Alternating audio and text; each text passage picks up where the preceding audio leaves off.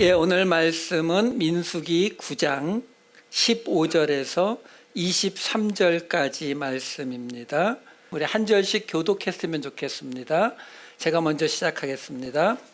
성막을 세운 날에 구름이 성막 곧 증거의 성막을 덮었고 저녁이 되면 성막 위에 불 모양 같은 것이 나타나서 아침까지 이르렀으되 항상 그러하여 낮에는 구름이 그것을 덮었고 밤이면 불 모양이 있었는데 구름이 성막에서 떠오르는 때에는 이스라엘 자손이 곧 행진하였고 구름이 머무는 곳에 이스라엘 자손이 진을 쳤으니 이스라엘 자손이 여호와의 명령을 따라 행진하였고 여호와의 명령을 따라 진을 쳤으며 구름이 성막 위에 머무는 동안에는 그들이 진영에 머물렀고 구름이 성막 위에 머무는 날이 오랠 때에는 이스라엘 자손이 여호와의 명령을 지켜 행진하지 아니하였으며 혹시 구름이 성막 위에 머무는 날이 적을 때에도 그들이 다만 여호와의 명령을 따라 진영에 머물고 여호와의 명령을 따라 행진하였으며 혹시 구름이 저녁부터 아침까지 있다가 아침에 그 구름이 떠오를 때에는 그들이 행진하였고 구름이 밤낮 있다가 떠오르면 곧 행진하였으며 이틀이든지 한 달이든지 1년이든지 구름이 성막 위에 머물러 있을 동안에는 이스라엘 자손이 진영에 머물고 행진하지 아니하다가 떠오르면 행진하였으니 함께 읽겠습니다. 곧 그들이 여호와의 명령을 따라 진을 치며 여호와의 명령을 따라 행진하고 또 모세를 통하여 이르신 여호와의 명령을 따라 여호와의 직임을 지켰더라. 아멘. 우리 민수기 말씀 계속 이어집니다. 지난주에 우리 그 성막 인구조사까지 다 하고 배치까지 다 하고 그렇게 해서 하나님 앞에 레위 지파를 제사로 올려드렸던 그 모든 것들의 순서가 갑자기 모든 12지파의 순서가 르우벤부터 이어지는 순서가 아니라 유다 지파부터 나오는 배치도의 순서로 바뀌는 걸 보면서 하나님이 맡기신 직분이라고 하는 것이 어떻게 오는지를 살펴보았었고요. 그리고 레위 지파가 이 이스라엘 백성들의 12지파 사이에 성막과의 사이에서 누구로부터 이스라엘 백성들을 지킨다고요? 하나님의 진노로부터, 하나님의 재앙으로부터. 그래서 이 형성되는 하나님의 공동체는 세상과 싸우는 것이 아니라 도리어 세상을 위해서 하나님을 막아서는 공동체가 되는 것이 본래 이 하나님의 공동체를 만드시는 뜻이다라는 이런 이야기를 지난주에 나누었습니다. 이제 하나 더 남았어요. 이제 맨날 곧 출발합니다, 곧 출발합니다 말하는데 아직 출발을 못하고 이제 지난주까지 이제 이 출발하기 위해서 하나님 앞에 제사도 드리고 레위 지파를 올려드려서 이제 하나님의 공동체가 되는 자격까지 모조리 다 끝났는데 이제 또 뭐가 남았느냐? 오늘 이야기는 유월절을 지키는 이야기가 나오고 그리고 구름기둥과 불기둥, 오늘 지금 읽은 본문 구름기둥과 불기둥이 인도하는 이야기, 그리고 나팔을 부는 이야기, 여기까지 볼 거예요. 그리고 다음 주에 이제 드디어 성막이 출발하는 이야기로 넘어갑니다. 자, 우선 우리 유월절 이야기를 좀 보자고요. 오늘 9장 1절을 보시게 되면 애굽 땅에서 나온 다음에 첫째 달에 이렇게 나와요. 첫째 달. 출애굽기에 보시게 되면은 이 유월절 어린 양의 피를 문설주에 바르고 그리고 빠져나오게 되는 이걸 기념하는 유월절을 하나님께서 지정해 주시면서 뭐라고 말하냐면 이 유월절이 있는 이 달을 한 해의 첫 달이 되게 해라. 우리식으로 말하면 정월이 되게 해라. 1월 달이 되게 해라 라고 명령하시는 대목이 나와요. 출애굽기 12장 2절. 이 달을 너희에게 달의 시작 곧 해의 첫 달이 되게 하고 이렇게 나오거든요. 그래서 이 유월절이 있는 게 본래 이 아비월이에요. 아비월이라는 게 봄의 달이라는 뜻이거든요. 그러니까 3, 4월 달에 걸려요. 유월절은. 그러니까 이 본래 이스라엘의 종교력으로는 3, 4월 달이 1월이 되는 게 맞아요. 근데 지금 이스라엘을 가보시면 1월 달은 9월에서 10월 사이에 오게 됩니다. 그 얘기는 제가 나중에 다른 말씀 때문에 그래요. 어쨌든 지금 그 해의 첫 달이 되게 하라고 했어요. 그러니까 지금 여기서 이집트에서 나온 지 두 번째 해의 첫 번째 달이 됐으니까 이제 1년이 지난 거거든요. 1년이 지났으니까 이제 유월절을 지켜야 되는 게 맞아요. 맞는데 한번 이렇게 좀 생각해 보자라는 거죠. 이 유월절이라고 하는 거는 사실 이스라엘 백성들이 지키는 절기가 성경에 7개가 나오거든요. 근데 그 중에서도 3대 절기 그러면은 유월절, 칠칠절, 초막절이에요. 우리 칠칠절은 우리가 쓰는 말로 하면 오순절. 근데 그 중에서도 하나만 꼽아라면 뭐예요? 아주 쉽죠. 그냥 유월절이에요. 가장 중요한 날이죠. 왜? 이 유월절이라고 하는 그 날이 뭘 의미합니까? 이스라엘 백성의 구원을 의미하죠. 이집트에서 나오는. 그러니까 이스라엘 백성의 정체성을 말해주는 게 바로 이 유월절이거든요. 한 군데만 읽어드릴게요. 출애굽기 12장 26절 27절. 이후에 너희의 자녀가 묻기를 이 예식이 무슨 뜻이냐 하거든 너희는 이르기를 이는 여호와의 유월절 제사라. 여호와께서 애굽 사람에게 재앙을 내리실 때에 애굽에 있는 이스라엘 자손의 집을 넘으사 우리의 집을 구원하셨느니라 하라 하매 백성이 머리 숙여 경배하니라. 그러니까 이 유월절이 이스라엘 백성들의 정체성을 형성한 가장 중요한 절기라는 데는 이론의 여지가 없어요. 자, 그 유월절을 지금 여기에 지금 나오는데 1년이 지났으니까 그 유월절을 꼭 지켜야 된다는 말이 출애굽기에 몇 번씩 나옵니다. 그러니까 1년이 지났으니까 그걸 지키는 건 맞아요. 맞는데 여러분 지금 제가 출애굽기, 레위기, 민수기로 쭉 이어오면서 계속 저는 전체적인 스토리 라인을 줄거리를 쭉 연결시켜 가고 있어요. 구원, 거룩, 그리고 공동체. 그렇죠? 이 줄거리에 맞춰서 한번 이 모세오경을 끝까지 가보자라고 지금 가고 있는 거거든요. 그러면 한번 이 줄거리에 맞춰서 생각해 보자고요. 매년 오는 유월절을 지키는 것, 칠칠절도 지키고 초막절도 지키고 다 하겠죠. 근데 그걸 지키는 것이 여기에 언급돼야 할 정도의 중요성이 있느냐라는 거예요. 왜 그런 생각을 하게 되느냐면 이 이야기가 끝나고 나서 이제 광야로 나가요. 광야로 나가서 유월절을 지킨다 안 지킨다? 몰라요. 지키는 얘기가 없어요. 근데 우리가 한 가지 짐작할 수 있는 건 있어요. 뭐냐면 여호수아서에 가게 되면은 그 약속의 땅에 들어가서 길갈에 가가지고 할례를 하고 그 다음에 유월절을 지키는 이야기가 나와요. 근데 거기에 설명이 뭐라고 나오냐면 광야에서 태어난 그 2세대는 그동안 할례를 안 받았다라고 나와요. 근데 유월절을 지키려면요 할례 안 받은 사람은 못 지킵니다. 그 얘기는 38년 동안 유월절을 지켰는지 안 지켰는지 성경이 말하고 있지 않으니까 우리가 정확히 알지 못하지만 적어도 2세대 약속의 땅에 들어가는 그 세컨 제너레이션은 유월절 안 지켰어요. 다시 말해서 38년 동안의 이야기에 유월절에 관한 언급이 없단 말이에요.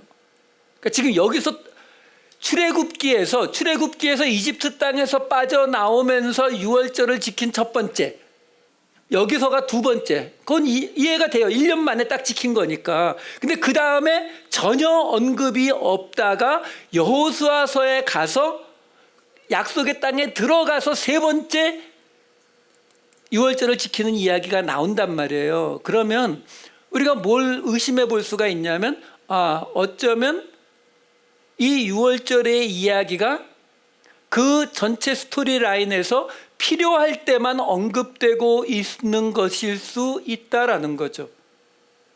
왜? 그 38년 동안 드렸는지 안 드렸는지 우리에게 자료가 없기 때문에 만약에 안 드렸다 그러면 더 뚜렷해지죠. 딱 약속의 땅에 들어갈 때까지 유월절 딱 3번 지키는 거거든요.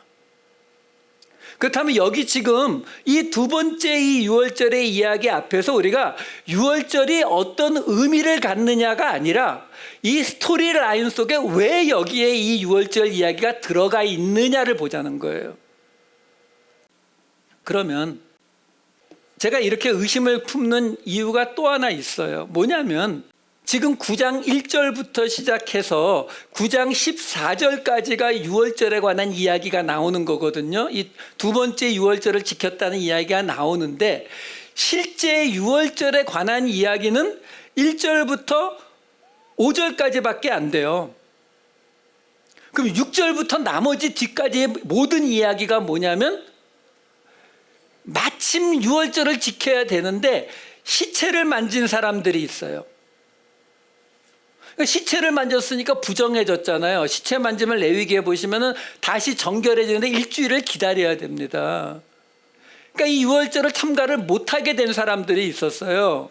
그러니까 그 사람들에 대해서 모세가 하나님께 물어봐가지고 어떻게 했다라고 나오냐면 아래쪽에 보게 되면은 한 달을 미뤄서 둘째 달에 이 유월절을 지키게 하는 이야기가 나와요. 그러면서 거기에 플러스 시체 만진 사람뿐이 아니라 여행 중에 있어서 유월절을 지키지 못하게 된 사람도 역시 한 달 뒤에 그 둘째 달에 유월절을 지키는 이야기가 나온단 말이에요.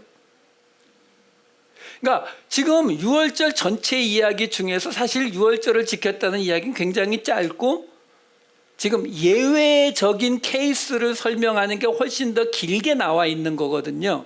그런데 여러분, 지금까지 우리가 보아왔다시피 하나님이 주시는 어떤 율법이나 규례 같은 것들은 주로 출애굽기와 레위기에 다 등장을 합니다.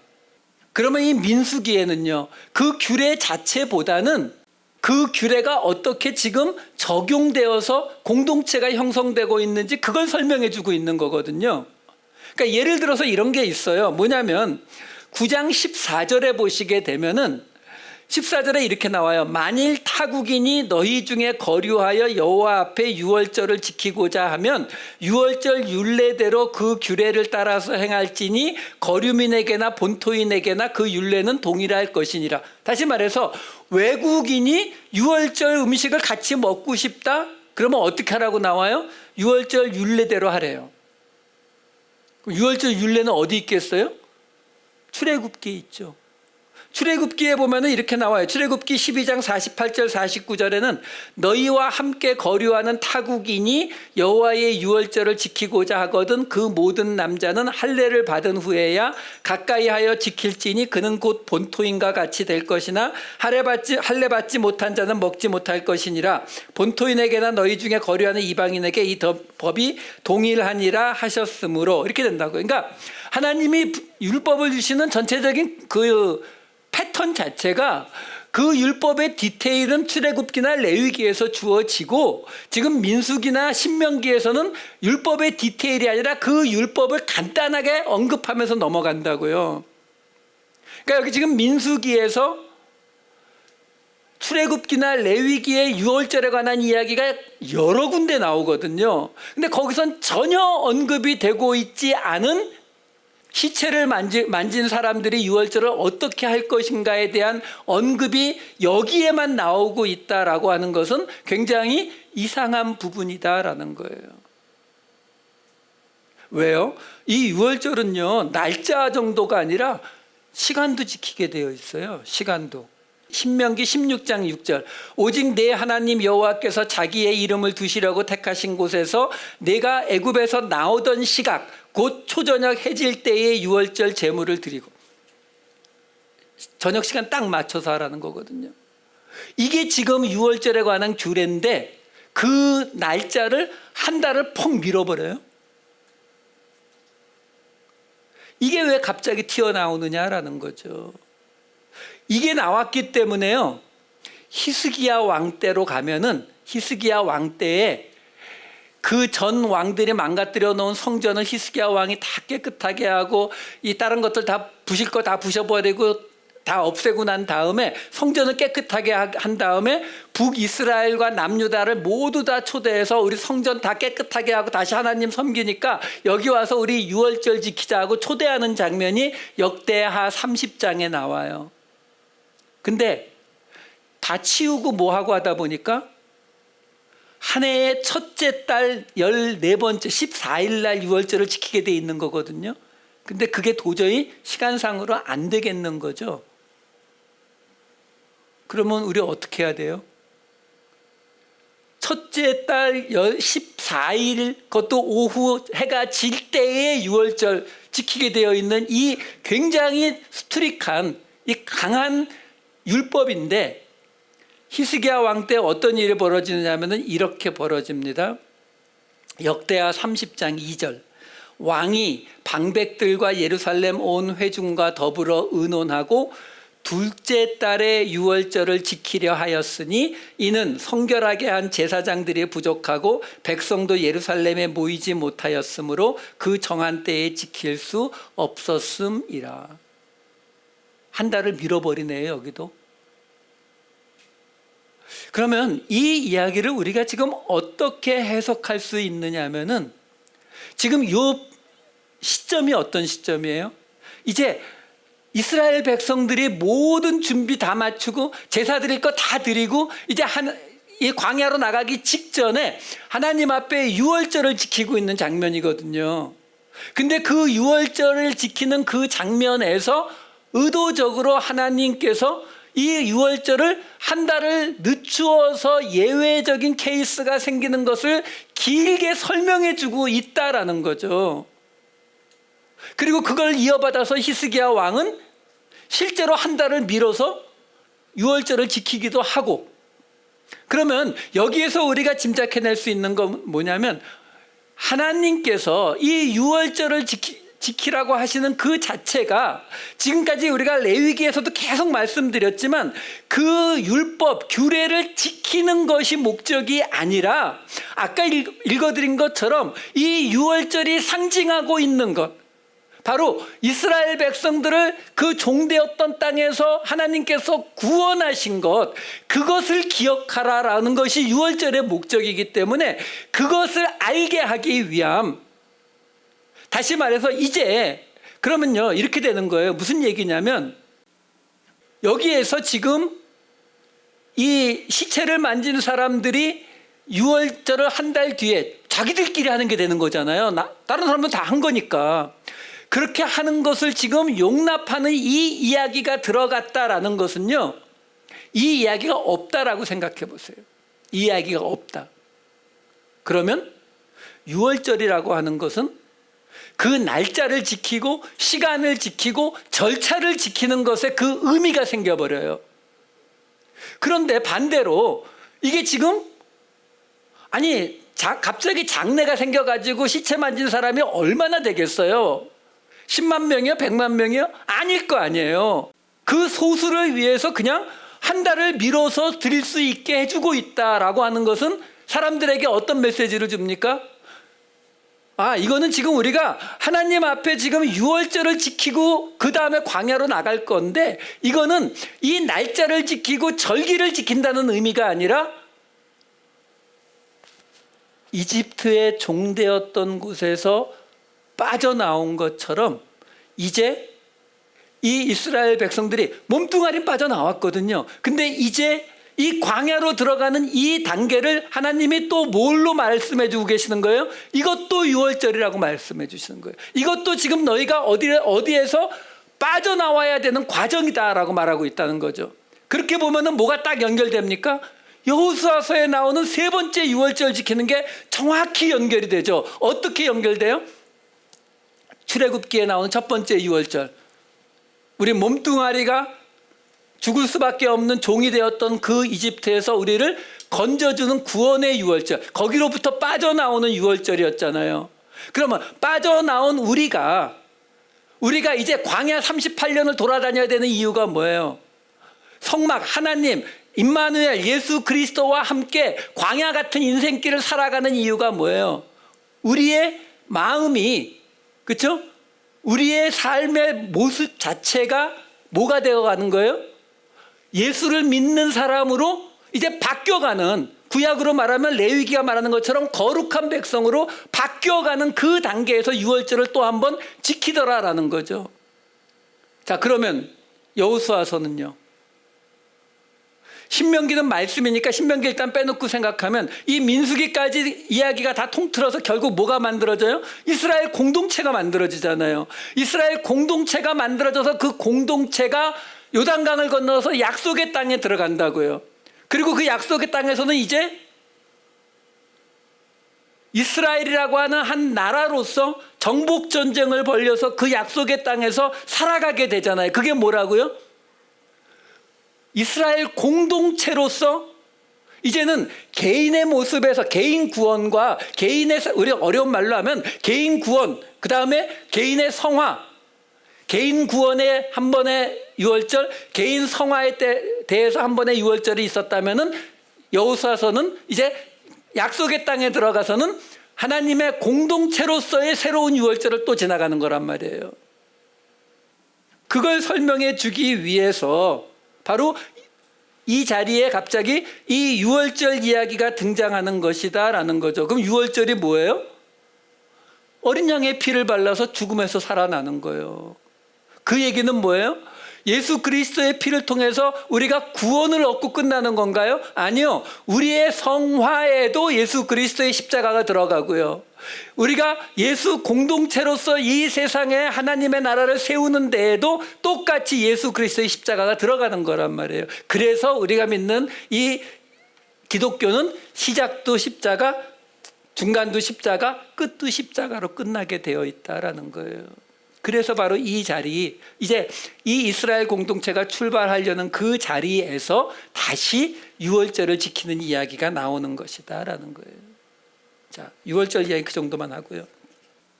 그 다음에 이제 구름기둥, 불기둥 이야기가 나옵니다. 이 구름기둥, 불기둥 이야기는 우리 여기 캘리포니아에 사는 우리에게는 너무나 이해하기가 쉽죠. 옛날에는 그냥 무심하게 구름기둥, 불기둥 이랬지만 우리 여기 밖에 나가면 아시잖아요. 저 황량한 땅을 만약에 걸어가야 된다라고 생각해 보세요. 그때 낮에는 구름 기둥 딱 하면 그늘만 지면 시원하잖아요. 근데 또 밤에는 은근히 춥죠. 불기둥 딱 맞죠, 그렇죠? 어쨌든 그 구름 기둥과 불기둥에 관한 이야기가 등장을 하거든요. 자, 근데 그 성막을 세운 날에 구름이 하나님의 성막 위에 이렇게 쭉 증거의 성막을 덮었다. 9장 15절을 읽어드릴게요. 성막을 세운 날에 구름이 성막 곧 증거의 성막을 덮었고 저녁이 되면 성막 위에 불 모양 같은 것이 나타나서 아침까지 이르렀으되, 이렇게 있어요. 그런데 21절 22절 말씀을 하나 더 읽어드릴게요. 혹시 구름이 저녁부터 아침까지 있다가 아침에 그 구름이 떠오를 때에는 그들이 행진하였고 구름이 밤낮 있다가 떠오르면 곧 행진하였으며 이틀이든지 한 달이든지 1년이든지 구름이 성막 위에 머물러 있을 동안에는 이스라엘 자손이 진영에 머물고 행진하지 아니하다가 떠오르면 행진하였으니. 이 구절을 보면서요 한번 생각해 봤어요. 왜냐하면 지금 이 이스라엘 백성들이 이 광야에서 어떻게 가고 있는 거죠? 우리식으로 말하면 텐트죠, 텐트. 캠핑 해보신 분들 아시겠지만 캠핑은 참 재밌는데 나중에 이 텐트 걷고 짐 싸고 풀고 이거 굉장히 이게 귀찮죠, 그렇죠? 돈 있으면 RV 사갖고 가면 딱 좋은데, 그렇죠? 이런 생각을 해봤어요. 지금 이 21절 22절 말씀을 보면 구름이 성막 위에서 떠오르면 같이 출발하고 가만히 머무르면 같이 섰대요. 오케이, 거기까지는 뭐 그러려니 하겠어요. 아침에 떠오르면 출발하고, 그렇죠? 그럼 한번 생각해 보세요. 저 멀리 가운데 하나님의 성막이 있고 그 위에 구름이 덮여 있는데 구름이 쑥 떠오르면 짐을 막 싸는 거죠. 그리고 구름이 움직여가면 따라간다고요. 그러다가 멈추면 내리고 기다리다가 안 움직일 것 같고 배고프면 밥 해 먹고 봤는데 계속 안 움직이면 짐 풀어. 텐트 세우고 텐트 끼껏 세워놨는데 그 다음날 아침에 붕 뜨면 다시 또 좀 아리송했겠다라는 생각이 들더라고요. 근데 거기에 보면은 한 이틀이든지 한 달이든지 1년이든지 1년까지? 그러면서 그런 생각이 들었어요. 이게 어떤 게 더 힘들까? 어제 짐 풀어가지고 텐트 쳤는데 오늘 아침에 또 붕 떠가지고 가면은 이거 짐 막 싸서 쫓아가야 되는데, 그렇죠? 결코 쉬운 거 아니죠, 그렇죠? 근데 그게 힘들까? 어느 날 구름이 머물러서 짐 풀고 밥해 먹고 지내고 있는데 1년이 지나도 그 구름이 움직이지 않는 걸 볼 때에 마음이 어떨까 하는 생각을 했어요. 나라면 어느 쪽이 더 힘들까? 근데 지금 이 이스라엘 백성들은 그 광야에 살고 있는 사람들이 아니죠. 이 사람들이 지금 모세를 따라서 따라 나온 이유가 뭐예요? 내 조상 아브라함과 이삭과 야곱에게 약속하셨던 그 땅, 그렇죠? 젖과 꿀이 흐르는 그 땅에 데려가 준다니까, 그 땅 주겠다니까 따라 나온 사람들이거든요. 그렇게 생각해 보니까 이거는 1년 동안 구름이 움직이지 않는 것이 훨씬 더 힘들겠다라는 생각이 들더라고요. 생각해 보세요, 여러분. 여러분 솔직히 말해서요, 고난을 겪고 어려움을 겪고 그래서 새벽기도 나와서 하나님 앞에 울부짖고 이럴 때는요, 너무너무 힘이 들어서 그렇지 다른 건 어렵지 않아요. 근데 그런 날들이 다 지나갔어요. 하나님이 다 기도 응답해 주셔서 모든 문제가 거의 해결이 됐어요. 그리고서 3개월, 반년, 1년이 지나가는데 별다른 느낌이 없이 점점 지나가요. 그러면 어떤 이야기가 우리한테서 제일 먼저 나오는지 혹시 아세요? 우리 목사님 설교가 좀 은혜가 안 돼. 이런 이야기 나오죠. 왜? 인간은 편안한 천국을 그리 잘 좋아하지 않습니다.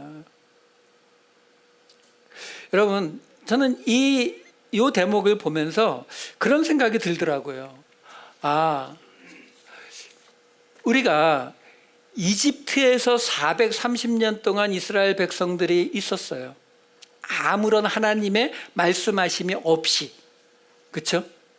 근데 그때는 도리어 견딜 수 있었을 거라고 생각이 돼요. 왜? 아무 언약도 별로 아는 것도 없고 그냥 있었으니까.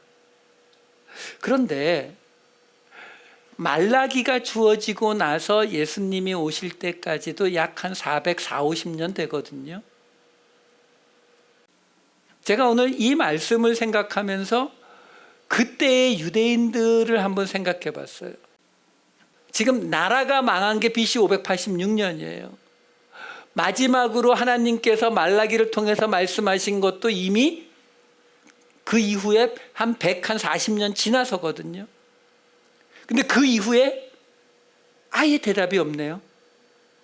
400년이 넘도록. 그랬을 때에 이 사람들은 어떻게 하나님을 향한 신앙을 지켜올 수 있었을까라는 거죠. 저는 오늘 이 말씀이, 성경에는 그런 말이 나오지 않지만 저는 이 말씀이 제게 개인적으로 그런 느낌이 오더라고요.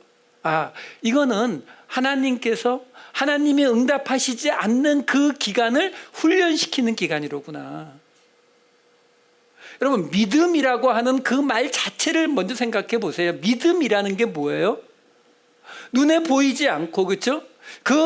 실상이 없는 그 어떤 것을 우리가 믿는 거잖아요. 그렇죠? 그렇다면 우리의 믿음은 사실은 하나님이 보이고 하나님이 응답하실 때가 아니라 어느 날 하나님이 보이지 않을 때, 어느 날 하나님이 움직이지 않을 때 그때를 버텨내는 것이 우리의 믿음이 아니겠느냐라는 거죠. 어찌되었든요. 그 정도만 하고 이번엔 나팔에 관한 이야기로 넘어갑니다. 10장으로 들어가면서 나팔에 관한 이야기가 나와요. 나팔을 크게 불면 지휘관, 한 번 불면 지휘관들이 모여라. 두 번째 불면은 온 회중이 성막 앞으로 모여라. 또는 그 나팔을 크게 불면은 이제 출발하는 거고, 두 번째 크게 불면은 이 동쪽이 첫 번째, 그 다음에 두 번째 크게 불면 남쪽이 출발. 크게 부는 나팔은 출발, 작게 부는 나팔은 모여라. 뭐 이런 뜻의 설명이 10장 앞부분에 쭉 설명이 나오거든요. 자, 문제는 10장 8절에 가면은 그 나팔 부는 것에 대해서 뭐라고 설명을 하냐면, 그 나팔은 아론의 자손인 제사장들이 불지니 이는 너희 대대의 영원한 율례니라라고 말하고 있다는 사실이에요. 여러분, 이런 거 생각해 보실 필요가 있어요. 갑자기 지금 또 여기 나팔 이야기는 또 왜 튀어나오느냐라는 거죠.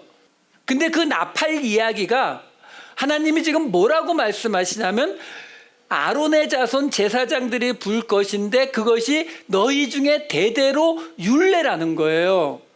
법이라는 거예요. 지켜야 하는 일이다라고 말하고 있는 거죠. 그러니까 지금 이 이야기를 통해서 뭘 우리에게 말씀해 주고 계시냐면은, 우선 나팔을 불면은 모이고 가고 나가고 스톱하고 이 모든 걸 나팔을 가지고 결정을 하고 있는 거거든요. 근데 그 나팔을 누가 분다고요? 제사장들이요. 이건 우리가 계속 보아온 것처럼 지금 이제 이 광야로 나가는 이스라엘 공동체는 철저하게 신앙 공동체, 레위 지파 제사장들이 이끌어가는 공동체라는 것을 보여주는 거고요.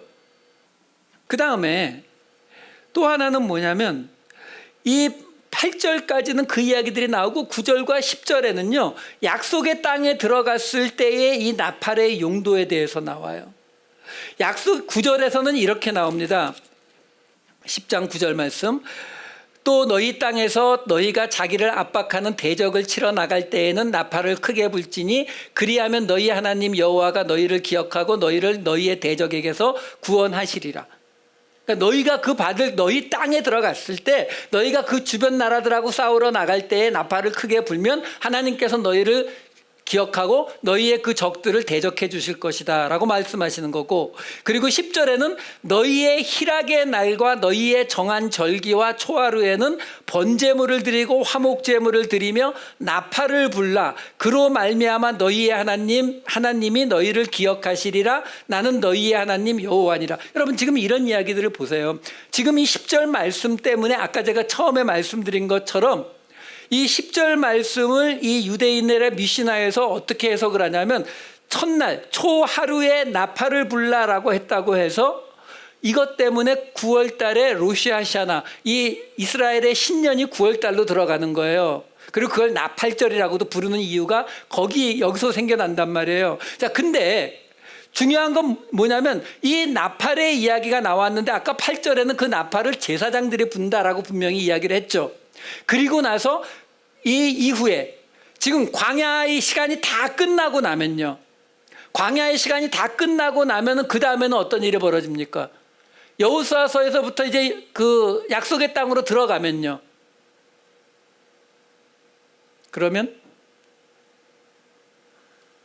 누가 제일 먼저 권력을 잃을 것 같으세요? 레위 지파요. 제사장이요. 광야 38년 돌아가는 동안에는 우리 지지난주 살펴봤지만 모든 것을 다 제사장 앞에 와서 해결해야 됐다니까요.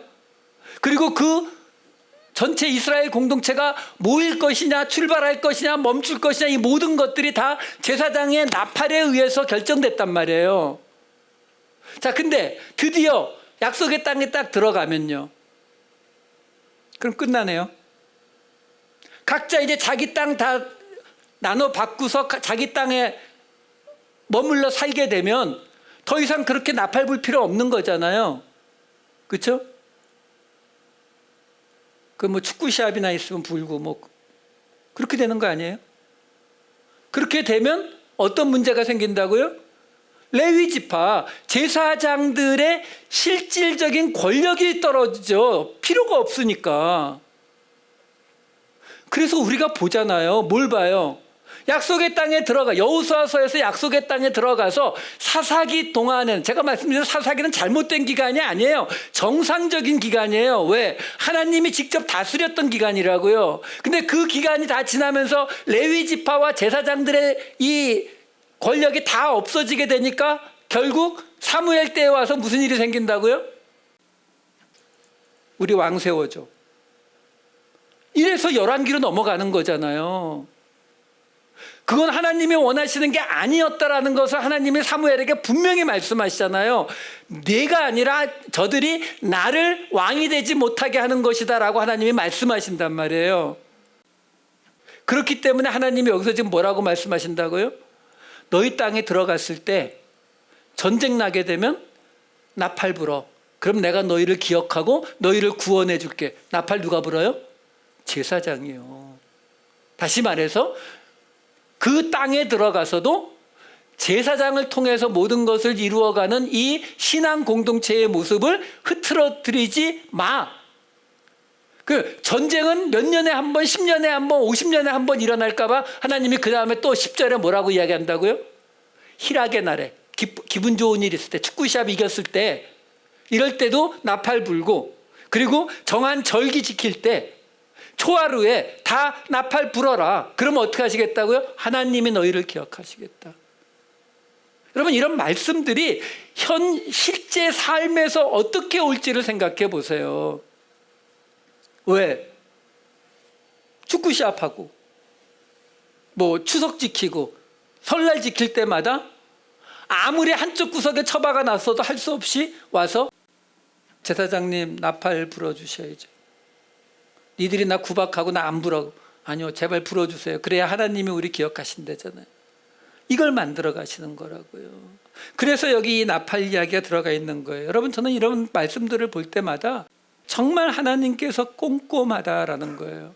우리가 그냥 막연히 읽게 되면 이 말씀들이 그냥 막 이런저런 이야기들이 중구난방으로 쓰여져 있는 것 같지만, 하나님이 우리에게 정확히 알기를 원하고 깨닫기를 원하는 것에 대해서는 결코 빠지지 않고 꼭 언급하면서 지나가고 있다라는 사실이에요.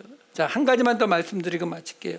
자, 그러면 왜 여기에 지금 구름 기둥의 이야기와 나팔을 부는 이야기가 같이 등장을 하고, 그리고 이 이야기가, 나팔 이야기가 끝나자마자 이제 드디어 둘째 달 스무 날에 구름이 떠오르면서 이스라엘 백성들이 드디어 광야로 나가는 거거든요. 그러니까 광야로 나가기 직전 맨 마지막에 나오는 이야기가 구름 기둥 이야기, 나팔 부는 이야기란 말이에요. 자, 구름 기둥의 이야기, 출애굽기에 여러 번 나오죠. 구름 기둥이 인도하셨다는 거. 그 구름 기둥은, 불 기둥은 눈으로 보는 거예요. 나팔 소리는 귀로 듣는 거죠. 자, 여기서요, 이 구름 기둥이 이 이스라엘 백성들을 인도하신다라는 거예요. 불 기둥이 인도했어요. 출애굽기에 보면은 바로 그 홍해 바다를 건너기 전 이집트 땅에서부터 이미 구름 기둥과 불 기둥이 이스라엘 백성들을 지키고, 그 애굽의 군사가 쳐들어왔을 때 그 사이를 막아버리고, 그렇죠? 그리고 인도에서 시내산까지 끌고 온다고요. 이미 이스라엘 백성들은 그 구름 기둥에 대한 그 경험이 있어요. 그리고 출애굽기 맨 끝에 보면은 성막을 다 완성했더니 거기에 하나님의 구름이 내려와 가지고 그 구름 기둥과 이 구름 기둥 이야기가 또 언급되거든요. 그러니까 여기까지는 익숙하단 말이에요. 이미 경험했던 일이니까. 그러면 그것만 가지고 안 되느냐? 됩니다. 뭐가? 개인의 구원은요. 개인의 구원은 그 구름 기둥을 따라가는 걸로 된다니까요. 자, 근데 지금 하고 있는 이야기가 뭐라고요? 공동체 이야기잖아요. 공동체 이야기. 그럼 공동체 이야기라고 하는 것은 이 사람들 사이에서도 커뮤니케이션이 이루어져야 되는 거죠. 지금 저 성막에서 구름이 떠오르고 불기둥이 움직이고 하는 그걸 보는 것만으로 공동체가 유지되지 않는다라는 거거든요. 그러니까 나팔을 제사장들이 불고 그 나팔 소리를 통해서 백성들이 모이고 흩어지고 가고 말고 하는 이것들을 결정하는 것이 뭐라고요? 쉽게 말씀드리면 이거죠. 제가 수도 없이 지금 설명드리는 것처럼 구름 기둥과 불 기둥은 이스라엘 백성들과 개인과 하나님, 이게 뭐라고요? 정의, 째다카. 그러면 나팔 소리는요, 그 하나님을 아는 사람들 사이에서 그 안에서의 커뮤니케이션이잖아요. 그럼 이게 뭐예요? 미시파트, 공의요. 예수님 방식으로 구름 기둥은 하나님 사랑, 나팔 소리는 이웃 사랑이요. 이 두 가지가 항상 있는 게 맞는 거거든요. 제가 말씀드리잖아요. 우리 한국 성도님들의 가장 큰 문제는요, 우리는 예배 안 드리고, 예배나 뭐 기도나 뭐 찬양의 문제가 아니라니까요. 한국 성도님들처럼 교회에 자주 모이고 자주 예배 드리고 자주 기도하고 이런 사람들은 없어요. 여러분, 여기 미국이라든가 다른 뭐 유럽이라든가 다른 나라의 이 예수 믿는 사람들 보면은 우리에 비하면은요, 그 사람들은 거의 놀면서 예수 믿습니다. 근데 우리에게 부족한 게 뭐예요? 이 나팔 소리, 이 사람들끼리의 커뮤니케이션이 없어요. 이웃 사랑이 나타나지 않고 공의가 나타나지 않는다라는 거예요. 여러분, 아마 여러분들도 뭐 니케아 공의회, 칼케돈 공의회 이런 거 들어보셨을 거예요. 로마 제국이 전체를 통일하고 난 다음에 이 기독교를 국교화하고 난 다음에 AD 325년에 니케아 공의회, AD 400 몇십 년, 51년인가에 칼케돈 공의회, 뭐 이런 공의회들이 열려요. 영어는 카운슬 정도가 되죠. 니케아 공의회 같은 경우를 보면은요, 그 니케아 공의회의 그 로마 황제가, 콘스탄티누스 황제가 1800명을 초청을 합니다. 지금의 이스탄불로. 그 중에서 약 300여 명이 모여가지고 회의를 해서 거기서 나온 게 삼위일체가 나와요. 그리고 그 다음에 또 콘스탄티노플 공의회가 있고, 그 다음에 칼케돈 공의회가 있고, 무슨 공의회가 최근 이제 카톨릭에서만 하고 있는 거지만 지금까지 한 20번 정도가 있어요. 그 얘기는 뭐냐면 평균적으로 한 100년에 한 번, 150년에 한 번씩 열렸어요. 여러분, 지금처럼 뭐 인터넷이나 전화가 있던 때가 아닙니다. 근데 그때에 무슨 문제가 생겼을 때요, 100년, 150년 만에 한 번씩 모여서 회의를 했대요. 이게 상상이 가세요? 100년, 150년 만에 만났다. 그게 아는 사람입니까? 모르는 사람이죠. 그럼에도 불구하고 그들은 모였어요. 왜? 이 문제는 우리가 함께 해결해야 될 문제다라고 생각을 해서 모였다라는 거예요. 여러분, 사도행전 15장에 보면 사도 바울이 있었던 안디옥 교회에서 그 유대인 크리스찬들이 할례 받아야 되고 음식 가려 먹어야 된다는 게 문제가 생기니까 그 안디옥 교회가 바울과 바나바를 예루살렘으로 보내잖아요. 예수님의 제자들인 사도들에게 의견을 물어보라고. 그 보냈을 때 그 예루살렘에서 베드로나 이런 예수님의 사도들이 그 이야기를 듣고 그러면 이렇게 해 라고 하질 않고요, 사람들을 다 모읍니다. 사도들과 장로들을 다 모아서 한참을 변론하고요, 그리고서 거기에서 결정이 나와요. 왜요? 그게 공동체이기 때문에 그래요. 100년, 150년을 못 만났어도 우리는 공동체다라는 것이 이들의 머릿속에는 들어가 있었단 말이에요. 여러분, 이렇게 한번 질문해 볼까요? 전 세계 20억 크리스찬 중에는요, 우리가 한 번도 못 들어본 이름의 종파들도 꽤 있습니다. 근데 그 사람들이 우리와 함께 예수 믿는 사람들이라고 하는 공동체라는 게 느껴지세요? 우리가 어떤 일을 결정할 때에 이건 좀 심각한 이야기니까 카톨릭도 불러야겠다, 저기 그리스 정교도 부르고 다 불러서 회의를 해야겠다, 이런 생각 우리가 하나요? 우리는 안 하죠. 우리가 할 수 있는 게 맥시멈 개신교까지만 갑니다. 그렇죠? 여러분, 우리가 이 광야 같은 인생길을 살아간다라고 이야기하죠. 사망의 음침한 골짜기를 지나간다라고 이야기하잖아요. 그런 이야기를 할 때 우리가 간증에서 많이 듣는 건 뭐예요? 그런 삶을 살아갈 때에 어느 날 예수님께서 내 기도를 들어주셔서 나를 지켜주시고 나와 함께 해주셨다. 이런 간증 듣지 않아요? 어디에 그런 이야기 읽은 적 있어요? 뭐 어떤 사람이 이렇게 자기의 그 인생길을 쭉 돌아보니까 발자국이 이렇게 쭉 찍혀 있는데 예수님과 함께 둘이서 같이 걸어온 발자국이 이렇게 찍혀 있는데 가끔 하나밖에 안 찍혀 있어가지고 이때가 언제지 하고 생각해 봤더니 자기가 제일 힘들 때여가지고 예수님한테 예수님 내가 가장 힘든 이때에는 왜 나 혼자 걷게 했어요? 했더니 예수님이 뭐라고 하셨다고요? 아니다. 그때는 내가 너를 업고 걸었다. 저도 그렇다고 봐요. 예수님께서 그렇게 하셨을 거라고 믿어요. 근데요, 왜 우리는 그런 장면에서 교회 공동체의 형제 자매들은 그 자리에 전혀 넣을 생각조차를 안 하느냐라는 거예요. 여러분, 지금 이 민수기를 하는 동안 내내 이 이야기거든요. 왜? 하나님께서 그만큼 당신의 공동체를 만드시는 것이 이 땅에 하나님이 우리를 두시는 유일한 이유란 말이에요. 우리는 교회 공동체로 묶여 있고요. 크리스찬이라고 하는 공동체로 묶여 있고요. 예수 믿는 사람이라는 공동체로 묶여 있거든요. 우리는 입으로는 이 세상에 있는 모든 예수 그리스도의 교회는 하나입니다라고 고백한다고요.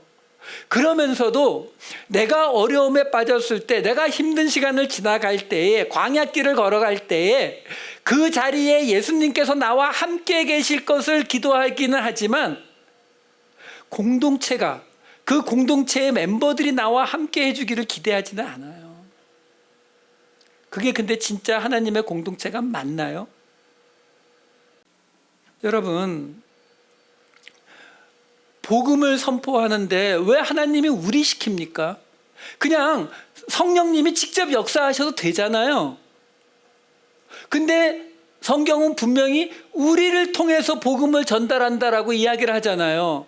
자, 그러면 복음을 전달하는 것이 하나님에 관한 거니까 우리가 하나님 사랑 또는 정의, 여기에 해당된다고 치자고요. 그러면 공의에 해당되는 건 뭐예요? 힘들고 어려운 사람들을 돌보는 거라 그랬잖아요. 이 땅에 공정함이 설 수 있도록 하는 거라 그랬잖아요. 그게 진짜 이웃사랑이라고 말씀드렸잖아요. 그것 때문에 공동체를 만들어 놓는 거라고 말씀드렸잖아요. 그런데 왜 복음을 전하는 거는 성령님이 우리를 사용해서 역사하신다는 걸 우리는 믿으면서